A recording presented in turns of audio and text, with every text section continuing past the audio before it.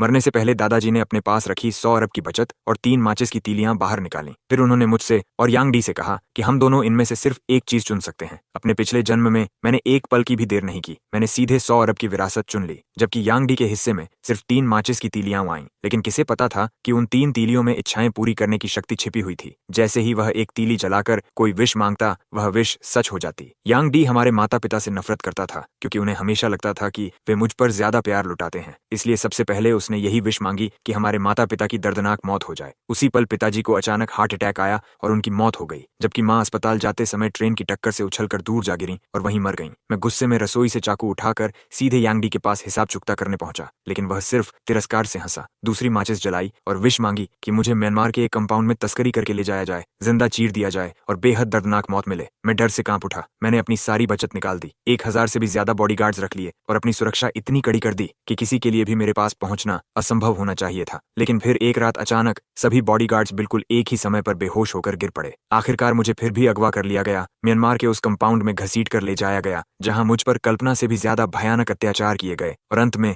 वहीं मेरी मौत हो गई। जब मैंने दोबारा आंखें खोली तो मैं उसी दिन वापस आ चुका था जिस दिन विरासत बांटी जा रही थी। दादाजी कांपते हाथों से 3 माचिस की तीलियां निकाल रहे थे और उनकी कमजोर आवाज गूंजी, ये 100 अरब की विरासत और ये 3 माचिस की तीलियां, तुम दोनों भाइयों में से हर कोई सिर्फ एक चीज चुन सकता है। बिन, तुम बड़े भाई हो, इसलिए पहले तुम चुनो। मेरे पूरे शरीर में एक झटका दौड़ गया। उसी पल मुझे एहसास हुआ कि मैं सचमुच दोबारा जन्म लेकर वापस आ गया हूँ। पिछले जन्म में अपने परिवार की दर्दनाक मौत याद आते ही मैंने तुरंत अपने माता पिता की ओर देखा। वे दोनों बिल्कुल सुरक्षित मेरे पास खड़े थे, मुस्कुरा रहे थे और मुझे हौसला देते हुए सिर हिला रहे थे। इस बार मैंने बिल्कुल भी देर नहीं की। मैंने 3 माचिस की तीलियां चुन ली। पूरा कमरा वहीं स्तब्ध रह गया। क्या गुबिचौं पागल हो गया है? ये तो बस 3 साधारण माचिस की तीलियां हैं, सोने की छड़ें नहीं। और 100 अरब की पूरी विरासत वह अपने गोद लिए हुए छोटे भाई को दे रहा है। ऐसे समय पर संत बनने का नाटक कर रहा है। अगर इसे चुनना नहीं आता तो मुझे चुनने दो। दादाजी ने अविश्वास से मेरी तरफ देखा। क्या तुमसे गलती से गलत चीज चुन ली गई? तुम्हारे पिता का स्टार्टअप अभी अभी शुरू हुआ है और तुम्हारी माँ की तबीयत भी काफी समय से ठीक नहीं रहती। इस समय तुम्हारे परिवार को सबसे ज्यादा पैसों की जरूरत है। अच्छे बच्चे, मैं जानता हूँ कि तुम दयालु हो और हमेशा अपने छोटे भाई के बारे में सोचते हो, लेकिन अगर तुम विरासत ले भी लेते तो बाद में उसका आधा हिस्सा उसे दे सकते थे। इतना बड़ा त्याग करने की कोई जरूरत नहीं है। मैंने बिना जरा भी हिचकिचाए जवाब दिया। मुझे 3 माचिस की तीलियां ही चाहिए। मेरे छोटे भाई ने बचपन में ही अपने माता पिता खो दिए थे। उसकी जिंदगी मेरी जिंदगी से कहीं ज्यादा दुखद रही है। मुझे इस 100 अरब की विरासत का एक पैसा भी नहीं चाहिए। ये सब कुछ उसी को दे दीजिए। मेरा छोटा भाई खुशी से लगभग उछल पड़ा। उसने चेहरे पर घमंडी मुस्कान के साथ विरासत के कागजों पर तुरंत हस्ताक्षर कर दिए और फिर नकली एहसान जताते हुए बोला, धन्यवाद बड़े भाई, तुम सच में बहुत उदार हो। चिंता मत करना, जब तुम इतने गरीब हो जाओगे कि सड़क पर भीख मांगनी पड़ेगी, तब मैं तुम्हें 2 स्टीम्ड बंस जरूर खरीद कर दूंगा। मैंने उसकी और बाकी लोगों की हंसी मजाक की बिल्कुल परवाह नहीं की, क्योंकि उन माचिस की तीलियों का असली रहस्य सिर्फ मैं जानता था। उसी रात मैंने अपने माता पिता को उनके कमरे में पूरी रात करवटें बदलते सुना। माँ कड़वाहट से बोली, आखिर बचान क्या सोच रहा था? हमने उसे 20 साल से भी ज्यादा समय तक पाला और बदले में हमें यही मिला, एक बेवकूफ बेटा। पिताजी ने गहरी सांस छोड़ते हुए कहा, कल क्रेडिटर आने वाले हैं। अगर हम उनका पैसा वापस नहीं कर पाए तो यह घर भी हमारे हाथ से चला जाएगा। दादाजी हमेशा परिवार में सख्त नियम लागू रखते थे। उनका मानना था कि हर वंशज को अपनी क्षमता के बल पर जिंदगी जीनी चाहिए। पिताजी की कंपनी शुरुआती दौर में बहुत खराब चल रही थी और उसमें पहले ही बहुत सारा पैसा डूब चुका था। उन्हें उम्मीद थी कि मैं दादाजी की विरासत लेकर इस मुश्किल समय में उनकी मदद करूंगा,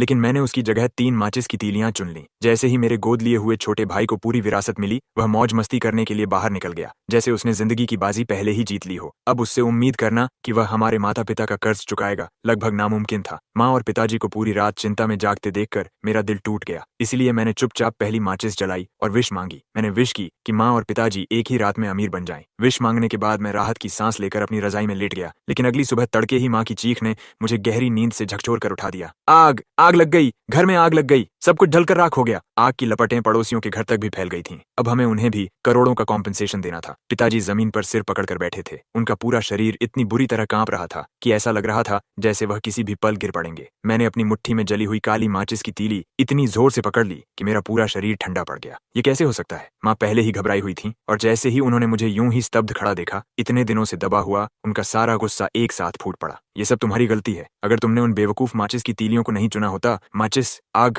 हम पूरी तरह बर्बाद हो गए। यही हमारी किस्मत है। अगर तुमने 100 अरब की विरासत चुनी होती तो आज ये सब कभी नहीं होता। माँ गुस्से से कांप रही थी और ठीक से बोल भी नहीं पा रही थी। पिताजी ने चुपचाप उन्हें अपनी बाहों में खींच लिया, थकान से अपनी आंखें बंद कर लीं और एक शब्द भी नहीं कहा। मेरा सिर चकराने लगा। मैंने तो साफ साफ विश मांगी थी कि माँ और पिताजी रातों रात अमीर बन जाएं। फिर उनके साथ सब कुछ उल्टा क्यों हो गया? क्या ऐसा हो सकता है कि मेरे दोबारा जन्म लेने की वजह से इस जीवन में हर विश उलटी पूरी हो रही हो? जैसे ही यह ख्याल मेरे मन में में आया, मैं तुरंत अपने कमरे में भागा और दूसरी माचिस की तीली निकाल ली। लेकिन इससे पहले कि मैं विश मांग पाता, घर का मुख्य दरवाजा जोरदार धमाके के साथ लात मारकर खोल दिया गया। हम लोग तुम्हारा कर्ज वसूलने के लिए इतनी देर से इधर उधर भागते फिर रहे हैं और तुम लोग घर में आराम कर रहे हो। ये आखिरी चेतावनी है। अगर कल तक पैसा नहीं मिला तो मैं अपने हाथों से तुम्हारे हाथ काट दूंगा। पहले वाला लोन शार्क का कर्ज अभी तक चुकाया नहीं गया था और अब इस अचानक लगी आग ने माँ और पिताजी पर करोड़ों का कॉम्पेंसेशन भी लाद दिया था। मजबूरी में माँ और पिताजी ने मेरे गोद लिए हुए छोटे भाई को फोन किया। उन्होंने लगातार 10 बार कॉल किया, तब जाकर उसने फोन उठाया। माँ की आवाज पहले से ही कांप रही थी। बेटा, तुम्हारे पिताजी और मैं बहुत बड़ी मुसीबत में हैं। दादाजी ने तुम्हें 100 अरब की विरासत दी है।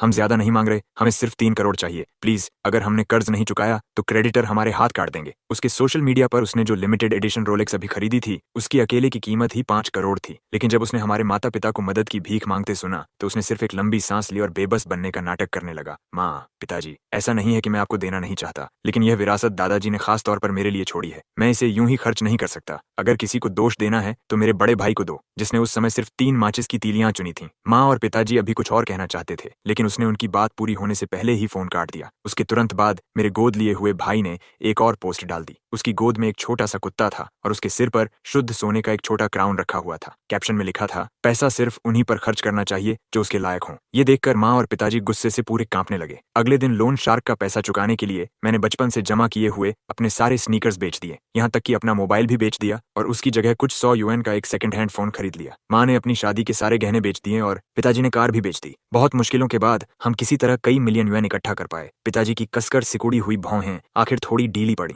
इतना पैसा शायद कल का लोन शार्क का भुगतान करने के लिए किसी तरह काफी हो जाएगा। माँ भी थोड़ी शांत हुई। फिर उन्होंने मेरी तरफ देखा और गंभीरता से बोली, बेकन, आज सुबह मैं अपनी भावनाओं पर काबू नहीं रख सकी और सारा गुस्सा तुम पर निकाल दिया। मुझे पता है कि इसमें तुम्हारी कोई गलती नहीं थी। मुझे माफ कर दो। माँ तुमसे माफी मांग रही है। मेरी नाक भर आई और मेरी आंखों से आंसू निकलने ही वाले थे। शायद सच में मुझसे गलत चुनाव हो गया था। ठीक है, जाने दीजिए। जो हो गया सो हो गया। पैसा मर चुका है, लेकिन इंसान अभी जिंदा है। अगर उस 100 अरब की दौलत को खोकर हमें उसका असली चेहरा देखने को मिल गया तो शायद यह सौदा इतना बुरा भी नहीं था। किसने सोचा था कि जिस बच्चे पर हमें कभी तरस आया था, जिसे हमने अपने घर लाकर प्यार से पाला था, वही बड़ा होकर इतना एहसान फरामोश सांप निकलेगा। रात के खाने में सिर्फ सादे स्टीम्ड बंस थे, लेकिन फिर भी हम तीनों ने उस साधारण खाने में थोड़ी सी गर्माहट महसूस की। पिताजी ने अपने भविष्य की योजनाओं के बारे में बात करनी शुरू की और बहुत लंबे समय बाद उनकी आंखों में फिर से उम्मीद की चमक लौट आई। जब तक मेरे पास 2 हाथ और 2 पैर हैं, मैं दोबारा सब कुछ खड़ा कर सकता हूँ। उस रात मैंने दांत भींचकर दूसरी माचिस की तीली जला दी। मैं विश मांगता हूँ कि माँ और पिताजी अपाहिज हो जाएं और पूरी जिंदगी गरीबी में बिताएं। अगर मेरी पहली विश सचमुच उलटी पूरी हुई थी तो इस बार मैं जानबूझकर उलटी विश मांग रहा था। मेरी असली इच्छा सिर्फ इतनी थी कि माँ और पिताजी सुरक्षित, शांतिपूर्ण और खुशहाल जिंदगी जी। मैंने जली हुई माचिस की तीली को इतनी जोर से पकड़ रखा था कि सांस लेने की भी हिम्मत नहीं हो रही थी। मुझे डर था कि अगर पिछली रात की तरह मैं फिर सो गया तो सुबह उठते ही मेरा सामना किसी और भयानक नाइटमेयर से होगा। अब मुझे दौलत या ऊंचे स्टेटस की बिल्कुल परवाह नहीं थी। मैं सिर्फ यही चाहता था कि मेरे माता पिता अपनी पूरी जिंदगी स्वस्थ और खुश रहें। मैं सुबह 5 बजे तक जागता रहा। तभी अचानक थकान की एक जबरदस्त लहर मेरे पूरे शरीर पर टूट पड़ी। मेरा शरीर लड़खड़ा गया। कुछ पल के लिए मेरी नजर धुंधली हो गई और मैं बेहोश हो गया। जब मेरी आंख खुली, पूरा घर बिल्कुल शांत था। मेरा दिल जोर जोर से धड़कने लगा। मैं धीरे धीरे माता पिता के कमरे तक गया और दरवाजे से अंदर झांका। माँ और पिताजी दोनों आराम से सो रहे थे। यह देखकर मैंने राहत की सांस ली, लेकिन जैसे ही मैं वापस अपने कमरे की ओर मुड़ने वाला था, उनके कमरे से एक साथ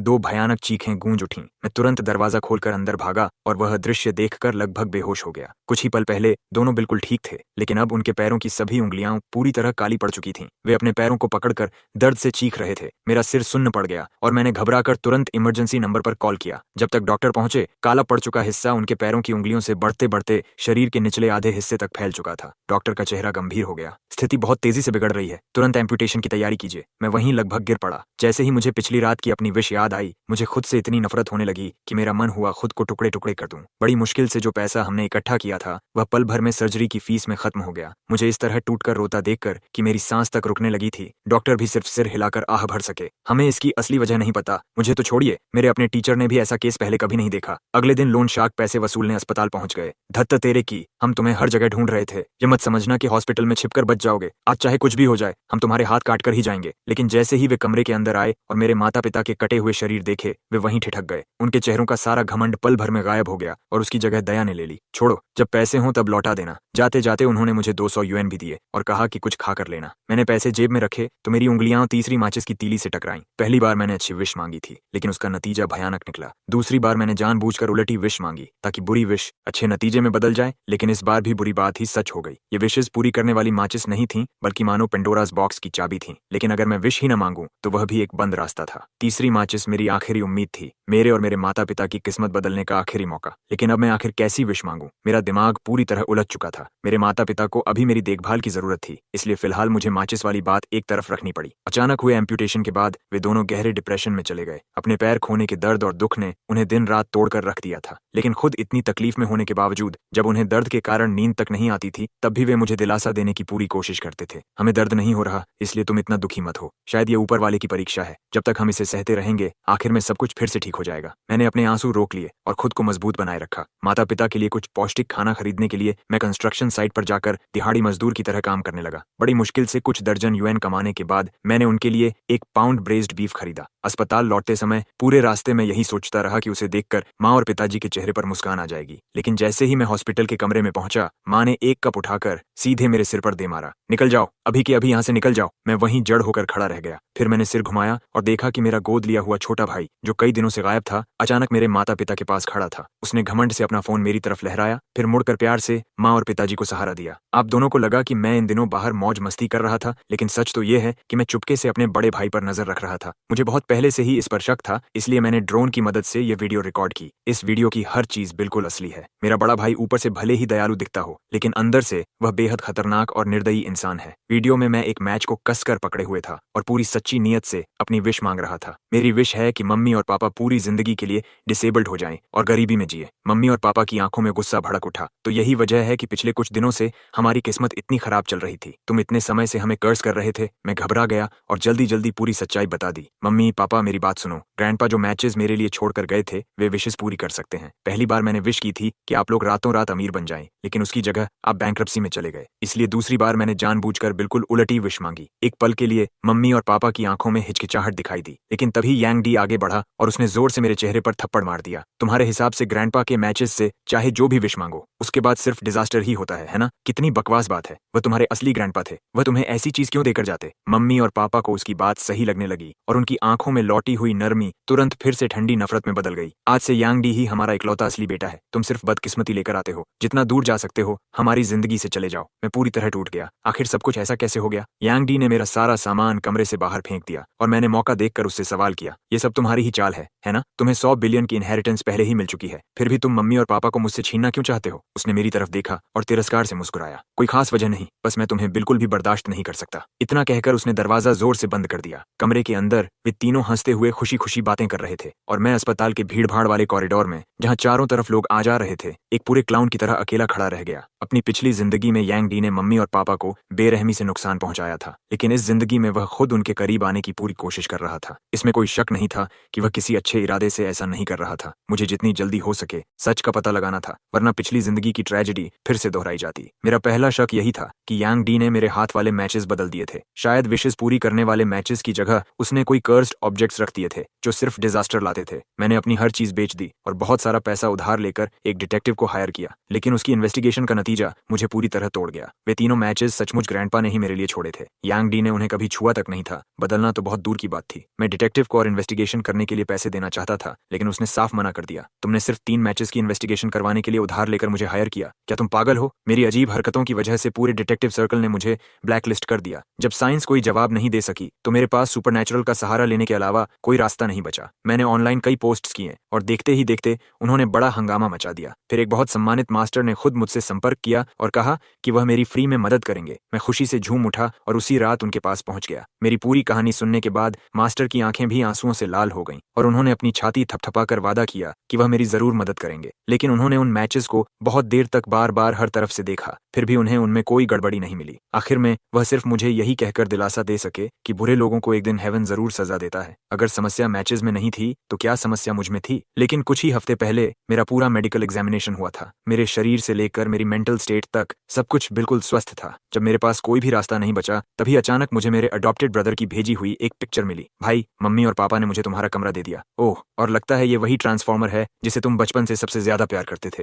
मुझसे गलती से ये टूट गया। तुम मुझे दोष नहीं दोगे, है ना? मैंने अपना फोन इतनी जोर से पकड़ लिया कि मेरी उंगलियों की गांठें सफेद पड़ गईं। वही ट्रांसफॉर्मर ग्रैंडपा की छोड़ी हुई आखिरी निशानी था जो मुझसे सबसे ज्यादा प्यार करते थे। गुस्सा सीधे मेरे सिर पर चढ़ गया और मेरा मन किया कि अपने अडॉप्टेड ब्रदर के टुकड़े टुकड़े कर दूं। लेकिन तभी मेरी नजर पिक्चर के कोने में मौजूद एक छोटी सी डिटेल पर पड़ी। उसे मास्टर की अभी अभी कही हुई बात से जोड़ते ही मुझे अचानक सब कुछ समझ में आ गया। आखिरकार मुझे समझ आ गया कि इस जिंदगी में मैंने जो पहली 2 विशेष मांगी थीं, वे मुझे वह क्यों नहीं दे पाई जो मैं चाहता था। और मुझे यह भी पूरी तरह समझ आ गया कि मेरी तीसरी विश आखिर क्या होनी चाहिए। जब मैंने अपने किराए के कमरे में तीसरी मैच जलाई तो मेरा पूरा शरीर उत्साह से कांप रहा था। मुझे यकीन ही नहीं हो रहा था कि सच्चाई इतने समय से मेरे इतने करीब थी, फिर भी मुझे उसे समझने में इतना समय लग गया। जैसे ही मैच पूरी तरह जलकर बुझी, मेरी नजर खिड़की के बाहर एक लाल डॉट पर पड़ी जो एक पल के लिए चमका। जैसा मैंने सोचा था, मेरा अडॉप्टेड ब्रदर अब भी ड्रोन के जरिए मेरी निगरानी कर रहा था। मैंने बिल्कुल शांत रहकर जली हुई मैच स्टिक की एक फोटो खींची और उसे भेज दी। मैंने अपनी तीसरी विश मांग ली है। कुछ ही दिनों में तुम मुझसे अपनी जान की भीख मांगोगे। उसने जवाब में सिर्फ एक आई रोल इमोजी भेजा। मेरा उससे बहस करने का कोई इरादा नहीं था, इसलिए मैं बिस्तर पर लेट गया और गहरी नींद में सो गया। उस रात मैंने बहुत लंबे समय बाद सबसे सुकून भरी नींद ली। मुझे पूरा विश्वास था कि जब मैं जागूंगा तो मेरे सामने एक खुशहाल और पूरा जीवन मेरा इंतजार कर रहा होगा। लेकिन जब आखिरकार मेरी आंख खुली तो मेरे सामने खड़ा इंसान मेरा अडॉप्टेड ब्रदर था। मैं खुशी से भर उठा।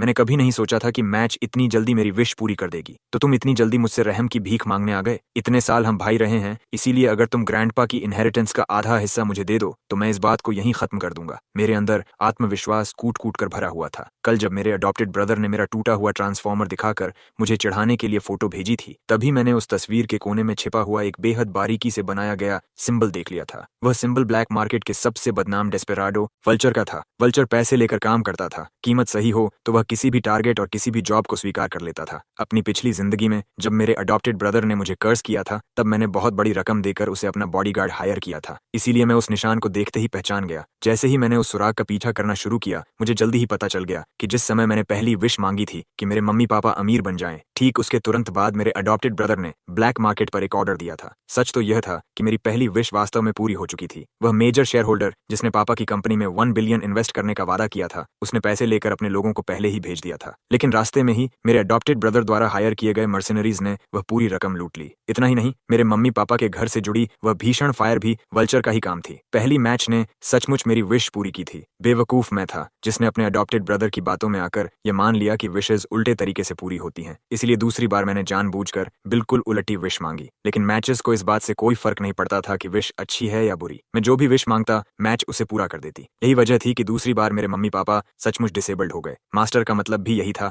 जब उन्होंने कहा था कि मैचेस में कोई समस्या नहीं है। सच्चाई जानने के बाद मैंने पूरी उम्मीद और विश्वास के साथ अपनी तीसरी विश मांगी थी। और जैसा मैंने सोचा था, अगले ही दिन मेरा अडॉप्टेड ब्रदर खुद मुझे ढूंढता हुआ आ गया। मैं घमंड से भरा खड़ा था। उसके मुझसे रहम की भीख मांगने का इंतजार कर रहा था। लेकिन यांग डी की आंखों में अजीब सी खिल्ली उड़ाने वाली मुस्कान थी, जैसे उसे बहुत मजा आ रहा हो। उसने आराम से एक मिरर मेरी तरफ बढ़ा दिया। भाई, मुझे सच में जानने की बड़ी उत्सुकता है। आखिर तुमने ऐसी कौन सी विश मांगी थी कि खुद को इतना डरावना बना लिया? एक पल में मेरे पूरे शरीर में भयानक डर दौड़ गया। मैंने घबराकर मिरर हाथ में लिया और जैसे ही उसमें अपना चेहरा देखा, मेरी चीख निकल गई और मैंने उसे दूर फेंक दिया। ये कैसे हो सकता है? नहीं, ये नामुमकिन है। मैं जरूर कुछ गलत देख रहा हूँ। मैं इस सच्चाई को मानने के लिए तैयार नहीं था, इसलिए मैंने नीचे फर्श पर टूटे हुए मिरर के टुकड़ों की तरफ देखा। लेकिन इस बार खून जमा देने वाली सच्चाई ने मुझे हथौड़े की तरह आकर मारा। मिरर अनगिनत टुकड़ों में टूट चुका था और हर एक टुकड़े में वही भयानक चेहरा मुझे घूर रहा था। कांपते हुए मैंने अपने चेहरे की त्वचा को छुआ। मेरी उंगलियों के नीचे लटकती हुई बूढ़ी और झुर्रियों से भरी स्किन महसूस होते ही मुझे इतनी घिन आई कि मुझे उल्टी होने वाली थी। सिर्फ एक ही रात में मैं किसी तरह 70 साल बूढ़ा हो चुका था। यह असंभव था। मैं तो विशेष के पीछे छिपा पूरा नियम समझ चुका था। फिर भी मेरी तीसरी विश क्यों नाकाम हो गई? यांग डी ने भी ऐसा चेहरा बनाया जैसे वह सच में हैरान हो। कितनी अजीब बात है। ये मैचेस इंसान की कोई भी विश पूरी कर सकती हैं, फिर भी न जाने कैसे तुमने खुद को ही एक मॉन्स्टर बना लिया। भाई, कहीं ऐसा तो नहीं कि तुम्हें कोई अजीब सा ऑब्सेशन हो? उसकी बात सुनते ही मेरा दिल ऐसे मरोड़ खाने लगा जैसे किसी ने उसे पकड़कर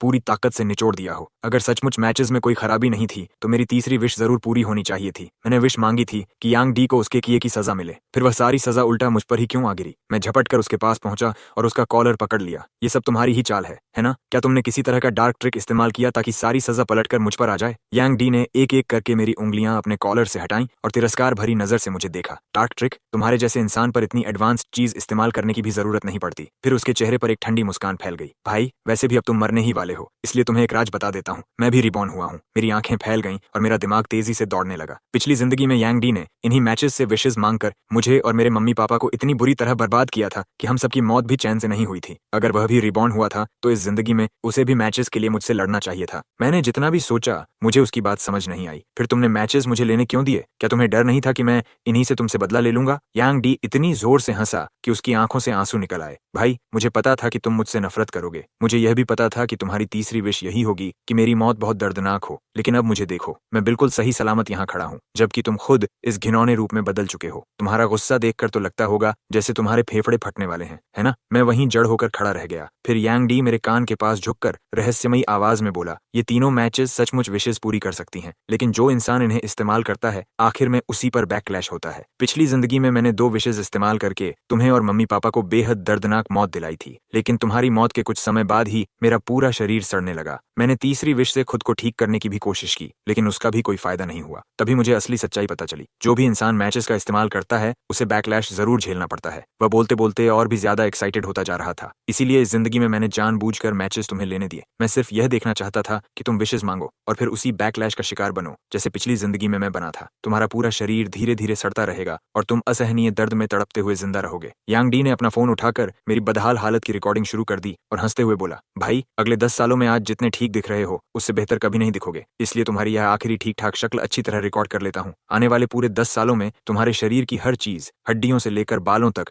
थोड़ा थोड़ा करके सड़ती जाएगी। हर दिन तुम असहनीय पीड़ा में जियोगे और अगर तुम सुसाइड करने की कोशिश भी करोगे तब भी मर नहीं पाओगे। तुम्हें न ठीक से जीने दिया जाएगा और न ही मरने दिया जाएगा। पिछली जिंदगी में यही दर्द मुझे पागल बना चुका था, लेकिन चिंता मत करो भाई, इस जिंदगी में मैं तुम्हारे लिए सबसे अच्छे डॉक्टर्स हायर करूंगा और सबसे महंगी मेडिसिन खरीदूंगा। मैं ये सुनिश्चित करूंगा कि हर सेकंड, हर मिनट तुम पूरी तरह होश में रहो, तभी तो मैं सच्चे भाई होने का फर्ज निभा पाऊंगा। उसके सामने लगभग पागल हो चुके यांग डी को देखकर मुझे सिर्फ निराशा महसूस हुई। जब मम्मी पापा पहली बार उसे घर लाए थे तब वह इतना दुबला पतला और छोटा था कि किसी बेसहारा स्ट्रे बच्चे जैसा लगता था। उसे बस मेरे पीछे पीछे घूमना और मुझे बिग ब्रदर कहना आता था। मैंने उसे सिर्फ एक कैंडी दी थी और वह इतना भावुक हो गया था कि उसकी आंखों में आंसू आ गए थे। उसने कसम खाई थी कि बड़ा होकर बहुत सारे पैसे कमाएगा और मुझे ढेर सारे स्नैक्स खरीद कर देगा। हमारा पूरा परिवार उससे बहुत प्यार करता था और उसे लगभग सिर पर बिठा कर रखता था। वह स्वभाव से बहुत सेंसिटिव था, इसलिए बचपन से लेकर आज तक उसने जो भी पहना या इस्तेमाल किया वह बिल्कुल मेरे जैसा होता था और कई बार तो मुझसे भी बेहतर। मुझे विश्वास था कि अगर हम उसे भरपूर प्यार देंगे तो वह बड़ा होकर दयालु, समझदार और खुले दिल वाला इंसान बनेगा। लेकिन मैं गलत था। कुछ लोग जन्म से ही अंदर से सड़े हुए होते हैं। तभी मैंने एक ही झटके में अपने चेहरे पर लगी इंसानी स्किन मास्क उतार फेंकी। यांग डी की हंसी उसी पल रुक गई।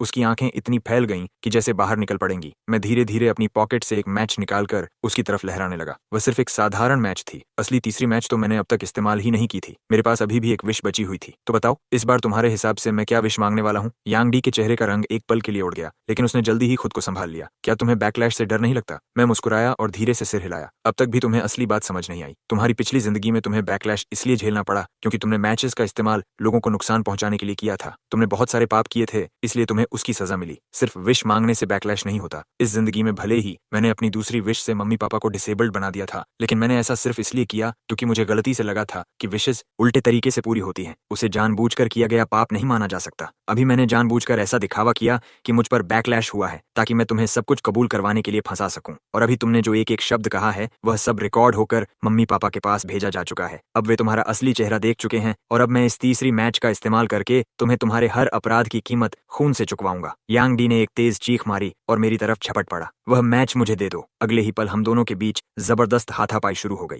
वह पागल कुत्ते की तरह लड़ रहा था, बेतहाशा हाथ पैर चला रहा था और उसने पास रखी एक चेयर उठाकर पूरी ताकत से मेरे सिर पर दे मारी। एक जोरदार धमाके के साथ मैं जमीन पर गिर पड़ा और मैच मेरे हाथ से छूटकर थोड़ी दूर जा गिरी। यांग डी ने तुरंत उसे उठा लिया और जला दिया। मेरी विश है कि तुम्हारा पूरा शरीर सड़ जाए और तुम्हारी मौत बेहद दर्दनाक हो। मैंने भौहें सिकोड़ लीं। पिछली जिंदगी में तुम पहले ही दूसरों को कर्ज करने के लिए मैचेस का इस्तेमाल करके भयानक अंजाम भुगत चुके हो और अब इस जिंदगी में भी तुम फिर किसी को कर्ज करने की हिम्मत कर रहे हो। क्या तुम्हें बैकलैश का जरा भी डर नहीं है? यांग डी ने जानबूझकर नकली हैरानी से अपनी आंखें बड़ी कर लीं। तुम्हें कर्ज करूं? नहीं नहीं, मैं तुम्हें बिल्कुल भी कर्ज नहीं कर रहा था। मुझे तो लगा था कि ये मैचेस हमेशा उलटी विश पूरी करती हैं। मेरी गलती। असल में तो मैं यही विश करना चाहता था कि मेरे प्यारे भाई की सेहत हमेशा अच्छी रहे और वह खुशहाल परफेक्ट लाइफ जिए। फिर उसने मासूमियत से पलकें झपकाईं। उसके होंठों के कोने ऊपर उठे हुए थे, लेकिन उसकी आंखों से झट टपक रहा था। लेकिन अब तो मैच जल चुकी है, इसलिए मैं इसे ठीक भी नहीं कर सकता। मेरा भाई इतना दयालु इंसान है, इसलिए मुझे पूरा यकीन है कि तुम मुझे माफ कर दोगे, है ना? मैंने धीरे से एक लंबी सांस छोड़ी। मेरी तीसरी विश ये होने वाली थी कि मम्मी पापा लंबी स्वस्थ जिंदगी जी और तुम्हें तुम्हारे हर अपराध की उचित सजा मिले। यांग डी ने बेसब्री से जीभ चटकाई। एक मैच, एक विश। मैं अपनी विश पहले ही मांग चुका हूँ, अब अपनी विश अगली जिंदगी के लिए बचा कर रखना। वह मुड़कर जाने लगा, लेकिन ठीक उसी पल मैंने अपने पीछे से अभी अभी जली हुई एक और मैच स्टिक निकालकर उसके सामने कर दी। छोटे भाई, कहीं तुम्हें सच में यह तो नहीं लगा कि मैं इतना बेवकूफ हूँ कि असली तीसरी मैच तुम्हारे सामने लहराऊं और तुम्हें उसे चुराने दूं?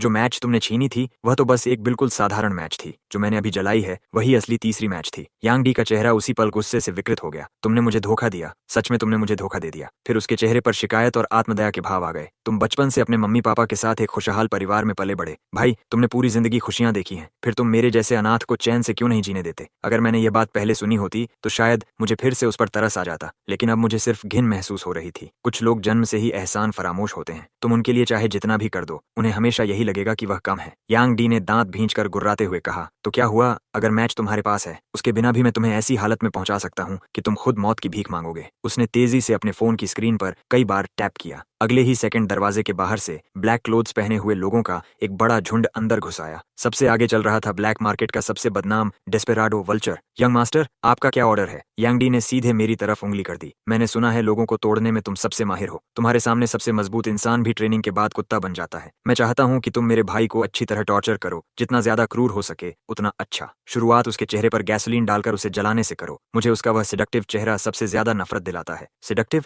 मैं पूरी तरह सन्न रह गया। मैं तो पूरी जिंदगी एक शट इन नर्ड रहा था। मैंने आखिर कब किसी को सिड्यूस किया था? मेरे चेहरे पर फैली उलझन देखकर यांग डी ने आखिर वह सारी जलन उगल दी जो उसने सालों से अपने दिल में दबा कर रखी थी। तुमने इतनी सारी लड़कियों को अपनी तरफ आकर्षित किया कि तुम्हें खुद याद भी नहीं कि वे कौन थीं। किंडरगार्टन में एक अमीर लड़की मुझे बहुत पसंद करती थी, लेकिन फिर तुम उसके पास गए और उससे बस कुछ बातें की। उसके बाद उसने मुझसे दोबारा कभी बात ही नहीं की। अगर तुम बीच में नहीं आते तो मैं बहुत पहले ही किसी अमीर परिवार में शादी करके एक सम्मानित यंग मास्टर बन चुका होता। मुझे इस परिवार में रहकर हर जगह लोगों की नजर में छोटा महसूस नहीं करना पड़ता। जिस पर उसने यह कहा, मुझे आखिरकार सब समझ आ गया और मेरा मन हुआ कि अपनी आंखें घुमा लूं। उस अमीर लड़की का परिवार गंदे और गैर कानूनी धंधों में शामिल था। जब मैंने देखा कि वह यांग डी के करीब आ रही है तो मुझे डर हुआ कि कहीं वह किसी खतरनाक मामले में न फंस जाए। इसीलिए मैंने उसे उससे दूर रहने की चेतावनी दी थी। मैंने कभी नहीं सोचा था कि वह इतनी छोटी सी बात का इतने सालों तक बदला अपने दिल में रखेगा। मैंने उसकी तरफ देखा और सपाट आवाज में कहा, क्या तुम्हें यह भी पता है कि बाद में उसके पूरे परिवार को चाइल्ड ट्रैफिकिंग के आरोप में गिरफ्तार कर लिया गया था? लेकिन यंग डी ने मेरी एक भी बात नहीं सुनी। उसके दिमाग में मैं हमेशा वही बड़ा भाई था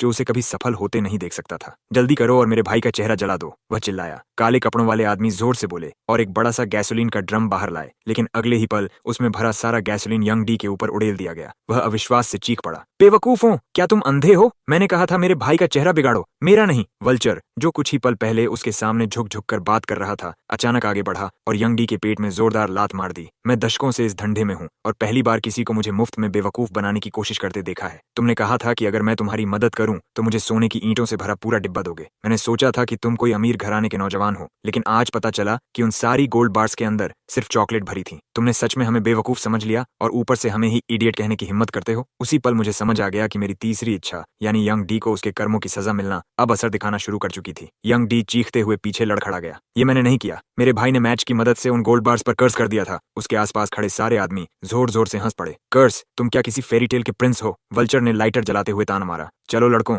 इसे थोड़ी आग दिखाते हैं, शायद इसका दिमाग ठिकाने आ जाए। जब यंग डी की दर्द भरी चीखें पूरे कमरे में गूंज रही थीं, मैंने उस अफरा तफरी का फायदा उठाया, किराए के अपार्टमेंट से बाहर निकला और पूरी ताकत से अपने घर की ओर दौड़ पड़ा। हालांकि यंग डी ने अपनी जिंदगी में हर तरह के बुरे काम किए थे, फिर भी निकलने से पहले मैंने उसके लिए पुलिस को फोन कर दिया। आखिर अगर मैं बस खड़ा होकर उसे मरते हुए देखता रहता तो कानून की नजर में मैं भी दोषी होता। घर पहुंचते ही माँ और पापा दौड़ कर आए और मुझे कसकर गले लगा लिया। वे बार बार मुझसे माफी मांगने लगे। अगर वे रिकॉर्डिंग्स नहीं होती तो हम पूरी तरह उसके धोखे में आ जाते। हमें माफ कर दो बेकन, हमने सच में तुम्हें गलत समझा। मेरी तीसरी इच्छा यही थी कि माँ और पापा स्वस्थ और खुश रहें। कुछ ही समय बाद हमें एक नए बायोलॉजिकल प्रोस्थेटिक्स रिसर्च प्रोजेक्ट की तरफ से सूचना मिली। वे चाहते थे कि मेरे माता पिता इलाज करवाने वाले पहले वॉलंटियर्स बने और पूरा इलाज बिल्कुल मुफ्त था। मेरे माता पिता को ऑपरेशन थिएटर में स्ट्रेचर पर ले जाया गया, लेकिन सिर्फ कुछ घंटों बाद वे अपने पैरों पर दौड़ते हुए बाहर आए। ये नई बायोटेक इंसानी शरीर के साथ इतनी अच्छी तरह जुड़ गई थी कि वे फिर से दौड़ सकते थे, कूद सकते थे और ऐसा लगता था मानो उनके असली पैर कभी गए ही नहीं थे। जिस इन्वेस्टर ने पहले मेरे माता पिता में निवेश करने का फैसला किया था, उसने भी उन्हें फिर से ढूंढ लिया और दोबारा पार्टनरशिप शुरू कर दी। उसने माँ और पापा का पूरा साथ दिया ताकि वे अपनी जिंदगी नई शुरुआत के साथ फिर से बना सकें। कुछ दिनों बाद हमें यांग डी के बारे में खबर मिली। उसके शरीर का 99% से भी ज्यादा हिस्सा बुरी तरह झुलस चुका था और उस असहनीय दर्द की यातना ने उसका मानसिक संतुलन पूरी तरह छीन लिया था। माँ, पापा और मैंने बिना कुछ कहे तय कर लिया कि हम उससे मिलने नहीं जाएंगे। उसने हमें कभी अपना परिवार नहीं माना, इसलिए अब उसके पास जाकर ऐसी दया दिखाने का कोई मतलब नहीं था जिसकी उसने कभी कद्र नहीं की। कुछ महीनों बाद मेरे माता पिता की नई कंपनी सफलतापूर्वक स्टॉक मार्केट में लिस्ट हो गई और किस्मत ने भी उनका पूरा साथ दिया। सही समय पर सही मौका मिलने की वजह से उन्होंने न सिर्फ अपना हर कर्ज चुका दिया, बल्कि देखते ही देखते बहुत बड़ी दौलत भी कमा ली। दूसरी तरफ यांग डी अपने मुंह में पेन दबाकर एक के बाद एक माफी के पत्र लिखता रहा। वह कहता था कि वह नासमझ था। वह कहता था कि उसे अपनी गलती का एहसास हो गया है। वह हमसे एक और मौका देने की भीख मांगता रहा, लेकिन उसकी लिखी हर एक माफी सीधे कूड़ेदान में फेंक दी गई। हम सब दिल से सच्चाई जानते थे। यांग डी को अपने किए पर पछतावा नहीं था, उसे सिर्फ डर था। बीमारी और दर्द की कभी न खत्म होने वाली यातना के बीच यांग डी किसी तरह पूरे 3 साल तक जिंदा रहा। जब आखिरकार उसकी मौत हुई तो हमने उसका अंतिम संस्कार एक प्रोफेशनल कंपनी को सौंप दिया। मैंने सुना था कि उसके मरने तक उसके शरीर पर स्वस्थ मांस का एक भी टुकड़ा बाकी नहीं बचा था। कुछ जगहों पर तो सड़न इतनी गहरी हो चुकी थी कि हड्डियां तक साफ दिखाई देने लगी थीं। यंग डी की मौत के बाद दादाजी द्वारा उसके नाम छोड़ी गई 100 अरब की विरासत कानूनी रूप से मेरे नाम ट्रांसफर कर दी गई, लेकिन मैंने उस पैसे को यांग डी की तरह ऐशो आराम और फिजूल खर्ची में बर्बाद नहीं किया। मुझे अच्छी तरह पता था कि दादाजी और उनकी पीढ़ी ने उस समय बिजनेस की दुनिया में कितनी कठिन लड़ाइयां लड़ी थीं। उस धन का एक एक पैसा उनके खून, पसीने और अनगिनत त्याग से कमाया गया था। मैंने उस विरासत का आधा हिस्सा चैरिटी में दान कर दिया और बाकी आधे से एक लंबी अवधि की फाइनेंशियल प्लान तैयार की। कुछ और साल बीत गए। मेरे माता पिता देश के सबसे अमीर लोगों में शामिल हो गए। मैंने ग्रेजुएट स्कूल सफलतापूर्वक पूरा किया और अपनी इच्छा से कंपनी में सबसे निचले पद से काम शुरू किया। माँ और पापा बहुत पहले ही तय कर चुके थे कि भविष्य में परिवार की पूरी जिम्मेदारी मुझे ही संभालनी होगी और मैं ही उनका उत्तराधिकारी बनूंगा। इसलिए चाहे आगे कुछ भी हो, मैं हमेशा पूरी मेहनत करता रहूंगा। मैं न अपने माता पिता की उम्मीदों को टूटने दूंगा और न ही खुद को कभी निराश होने दूंगा।